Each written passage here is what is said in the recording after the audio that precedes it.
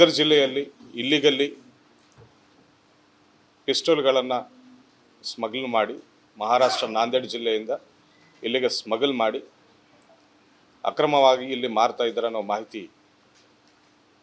ಮೇರೆಗೆ ನಾವು ಬೀದರ್ ಜಿಲ್ಲೆ ಪೊಲೀಸರು ಟ್ರ್ಯಾಪ್ ಮಾಡಿ ನಿನ್ನೆ ಇಬ್ಬರು ಆರೋಪಿಗಳನ್ನು ಹಿಡಿಯಲಾಗಿದೆ.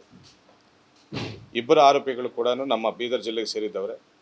ಆದರೆ ಈ ಕಂಟ್ರಿ ಪಿಸ್ಟೋಲ್ಗಳನ್ನು ವಿತ್ 26 ಲೈವ್ ಎಮ್ಯುನೇಷನ್ ನಾಂದೇಡಿಂದ ಒಬ್ಬ ಕುಖ್ಯಾತ ಇಲ್ಲೀಗಲ್ ಆರ್ಮ್ಸ್ ಡೀಲರ್ ಕಡೆಯಿಂದ ತಂದು ಇಲ್ಲಿ ಲೋಕಲಲ್ಲಿ ಕೆಲವರಿಗೆ ಮಾರಬೇಕಂತ ಪ್ರಯತ್ನ ಮಾಡ್ತಿದ್ದಾರೆ ಅನ್ನುವ ಖಚಿತ ಮಾಹಿತಿ ನಮಗಿದೆ. ಅದರ ಪ್ರಕಾರ ನಿನ್ನೆ ಟ್ರ್ಯಾಪ್ ಮಾಡಿ ಅವರನ್ನು ಹಿಡಿದು ಅವರ ಕಡೆ 5 ಪಿಸ್ಟೋಲ್ಗಳನ್ನು ನಾವು ನಿನ್ನೆ ವಶಕ್ಕೆ ಪಡೆದಿದ್ದೇವೆ. ಜೊತೆ 26 ಲೈವ್ ರೌಂಡ್ಸನ್ನು ಕೂಡ ನಾವು ನಿನ್ನೆ ಜಪ್ತಿ ಮಾಡಿದ್ದೇವೆ ಅವರ ಕಡೆಯಿಂದ. ಅದಲ್ಲದೆ ಅವರ ಕಡೆ ಸುಮಾರು ಒಂದು 5 ತಲ್ವಾರ್ಗಳನ್ನು ಕೂಡ ನಾವು ಸೀಸ್ ಮಾಡಿದ್ದೇವೆ. ಕೆಲವು ದಿನಗಳ ಹಿಂದೆ ಬೀದರಲ್ಲಿ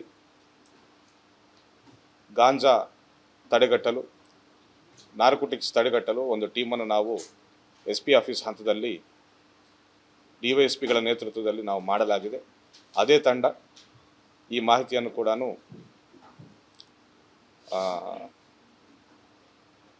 ಪಡೆದು ಈ ಆಪರೇಷನ್ ಕೂಡ ಮಾಡಿದ್ದಾರೆ ಅಂತ ನಾನು ಹೇಳಕ್ಕೆ ಇಷ್ಟಪಡ್ತಾ ಇದ್ದೇನೆ. ಬೀದರ್ ಜಿಲ್ಲೆಯಲ್ಲಿ ಇಲ್ಲಿಗಲ್ಲಿ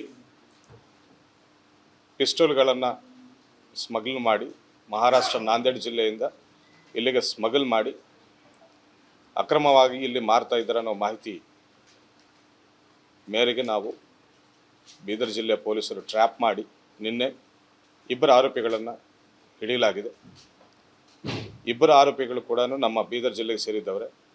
ಆದರೆ ಈ ಕಂಟ್ರಿ ಪಿಸ್ಟೋಲ್ಗಳನ್ನು ವಿತ್ 26 ಲೈವ್ ಎಮ್ಯುನೇಷನ್ ನಾಂದೇಡಿಂದ ಒಬ್ಬ ಕುಖ್ಯಾತ ಇಲ್ಲೀಗಲ್ ಆರ್ಮ್ಸ್ ಡೀಲರ್ ಕಡೆಯಿಂದ ತಂದು ಇಲ್ಲಿ ಲೋಕಲಲ್ಲಿ ಕೆಲವರಿಗೆ ಮಾರಬೇಕಂತ ಪ್ರಯತ್ನ ಮಾಡ್ತಿದ್ದಾರೆ ಅನ್ನುವ ಖಚಿತ ಮಾಹಿತಿ ನಮಗಿದೆ.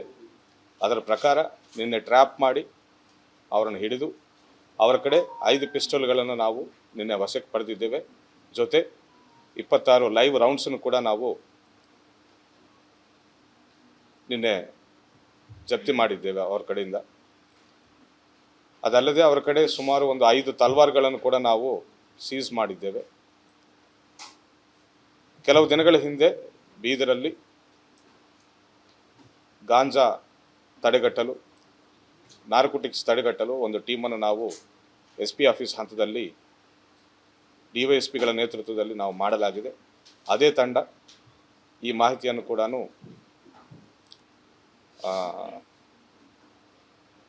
ಪಡೆದು ಈ ಆಪರೇಷನ್ ಕೂಡ ಮಾಡಿದ್ದಾರೆ ಅಂತ ನಾನು ಹೇಳಕ್ಕೆ ಇಷ್ಟಪಡ್ತಾ ಇದ್ದೇನೆ.